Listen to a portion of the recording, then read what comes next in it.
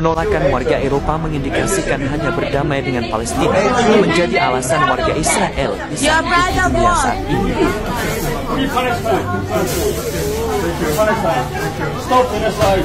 Free Palestine! Serangan yang terus dilakukan Israel di jalur Gaza ditambah dengan blokade yang menyebabkan banyak anak-anak meninggal kelaparan tak bisa dibantah merupakan sebuah aksi genosida terencana yang juga dapat disebut sebagai kejahatan dunia. Dan hal itu telah memicu kemarahan global, di mana akibatnya warga Israel kini menghadapi penolakan di berbagai belahan dunia. Protes, pengusiran, hingga larangan masuk ke beberapa negara menjadi bukti nyata bahwa dunia semakin vokal menyuarakan solidaritas terhadap rakyat Palestina. Dan di video ini kita akan kasih lihat momen-momen saat warga Israel menghadapi penolakan dunia akibat kekejaman negara teroris dunia tersebut dalam melakukan kejahatan genosida terhadap rakyat Gaza.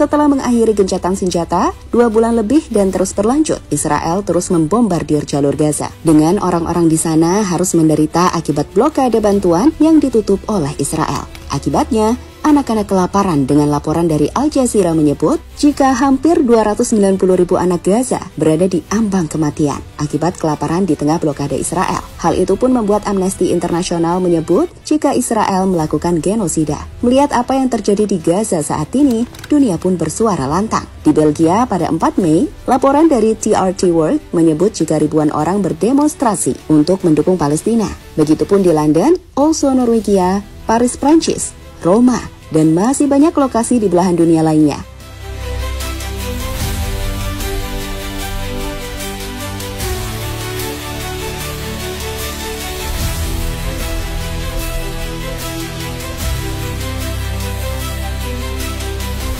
Sekarang lihatlah bagaimana gedung parlemen Prancis dihiasi oleh foto-foto korban kebiadaban Israel terhadap warga Gaza. Sebelum anggota parlemen Prancis Aymeric Caron mengutarakan protesnya soal genosida di Palestina.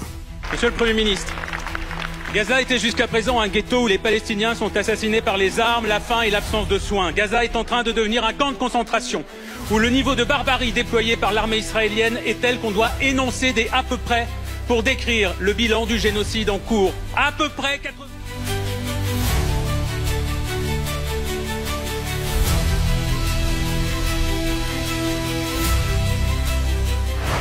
Selain dunia memprotes, menyuarakan untuk menghentikan genosida dan membuka keran bantuan masuk ke jalur Gaza. Di sisi lain, orang-orang Israel juga mulai menerima akibat dari sikap mereka di belahan dunia. Maksudnya, dunia mulai marah pada orang-orang Israel. Dan itu tergambar dari banyak momen saat mereka menolak kehadiran warga Israel di wilayah mereka. Sekarang, lihatlah momen ini. Di situ kalian bisa melihat keluarga Israel yang diusir dari sebuah restoran di Naples, Italia. Mereka tidak terima dan diminta keluar dari restoran. Ini bukan rasisme, ini hukuman bagi para pembunuh anak dan pendukungnya. Jew hater, anti-Semite. I'm very proud of that. You're proud of what? You're a Jew hater. 2,000 years of persecution over here. You're a terror supporter. Terror supporter, that's what you are. Pendukung teroris. Itulah yang dikatakan pada keluarga Israel itu, yang pada akhirnya membuat mereka hengkang atau pergi dari tempat makan mereka. Anti-Semitic you are, anti-Semitic, look at you. We are not afraid. I'm not afraid. We are not afraid. We are not afraid of people like you, terror supporter. We are not afraid of you. We are not afraid. You worship Maria and Jesus who were Jews all the time, right? They were born and died as a Jew. Selanjutnya, kalian juga bisa melihat momen saat duta besar Israel yang ada di Korea dan tengah menikmati makan di sebuah restoran didatangi para pendukung Palestina di Korea. Di situ mereka meneriakan olok-olok sekaligus cacian akibat genosida yang diperbuat Israel. Free Palestine! Stop genocide! Free Palestine! Stop genocide! 집단학살 도구가 돼선 안 되는데 제 소식을 Free Palestine! Genocide is not welcome here.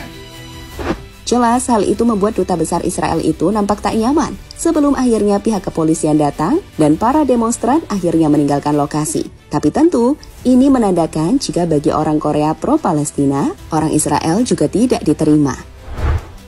Sekarang lihat deh yang juga terjadi di Washington saat salah satu pejabat Israel diteriaki sebagai penjahat perang. Criminal. More criminal! More criminal! More criminal! Shame!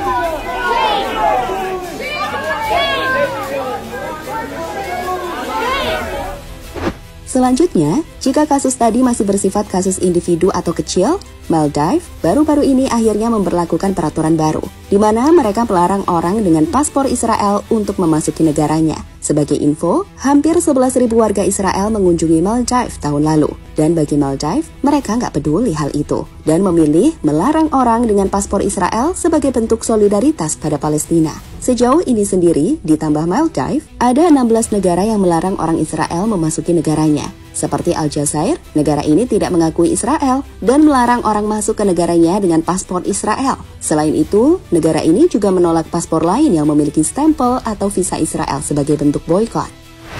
Lalu ada Bangladesh yang juga tidak mengakui Israel dan secara tegas melarang warga Israel masuk. Selanjutnya ada Brunei, negara Asia Tenggara yang melarang masuk pemegang paspor Israel. Pelaku yang memaksa masuk dapat dikenai denda atau deportasi. Sementara Malaysia melarang masuk pemegang paspor Israel kecuali ada izin khusus dari Menteri Dalam Negeri untuk keperluan mendesak. Kemudian ada Iran, Irak, Kuwait, Lebanon, Libya, Oman, Pakistan, Arab Saudi, Sudan, Suriah, Uni Emirat Arab, hingga Yaman. Gimana dengan Indonesia? Indonesia tidak secara eksplisit melarang masuk warga Israel. Tetapi pemegang paspor Israel harus mengajukan visa melalui negara ketiga atau menggunakan kewarganegaraan ganda karena tidak adanya hubungan diplomatik. Indonesia menerapkan kebijakan calling visa untuk Israel yang menilai negara ini memiliki resiko tertentu dari aspek ideologi, politik, dan keamanan. Namun ada periode tertentu, seperti Mei 2018, di mana Indonesia menolak visa warga Israel sebagai protes atas kekerasan di Gaza, yang memicu larangan balasan dari Israel terhadap turis Indonesia.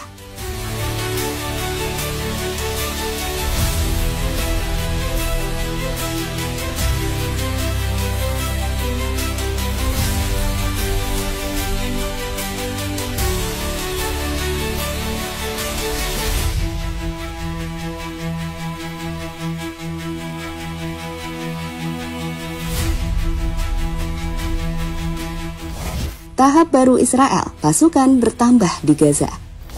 Meskipun negaranya udah kena kebakaran dahsyat, di mana hal itu sempat membuat Netanyahu memberlakukan darurat nasional, dan mereka baru-baru ini juga dibom oleh Yaman. Namun Netanyahu tak bergeming dengan rencananya menghancurkan Gaza. Terbaru, Perdana Menteri Israel ini mengumpulkan para menteri untuk membahas tahap selanjutnya di balik serangan ke Gaza. Di mana menurut laporan yang kami kutip dari Reuters, militer telah mulai mengeluarkan puluhan ribu perintah panggilan untuk pasukan cadangannya, yang bertujuan untuk memperluas kampanye Gaza.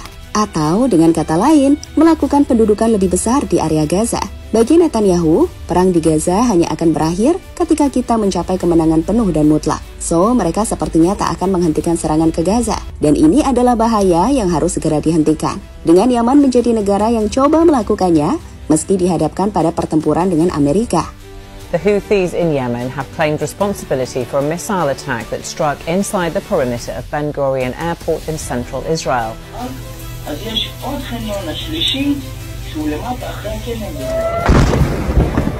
Whoa! Whoa! An unprecedented scene in central Israel. Israel yang dibenci dunia. Kebencian dunia pada Israel sendiri didasari oleh konflik dengan Palestina yang berkepanjangan. Dimulai dari pendirian negara Israel pada 1948 yang dikenal sebagai Nakba oleh Palestina, di mana ketika itu ratusan ribu warga Palestina mengungsi.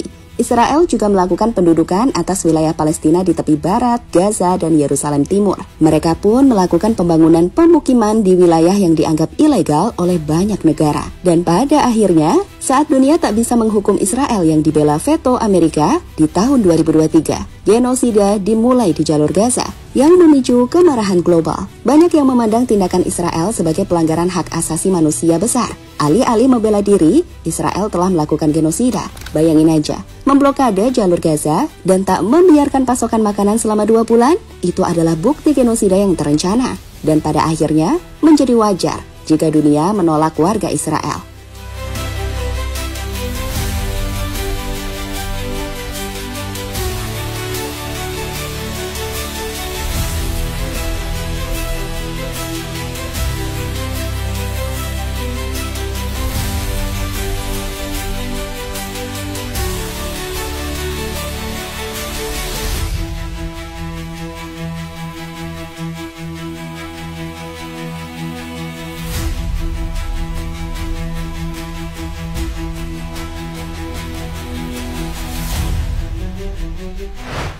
Pada akhirnya, kejahatan genosida Israel di Gaza telah membuka mata dunia.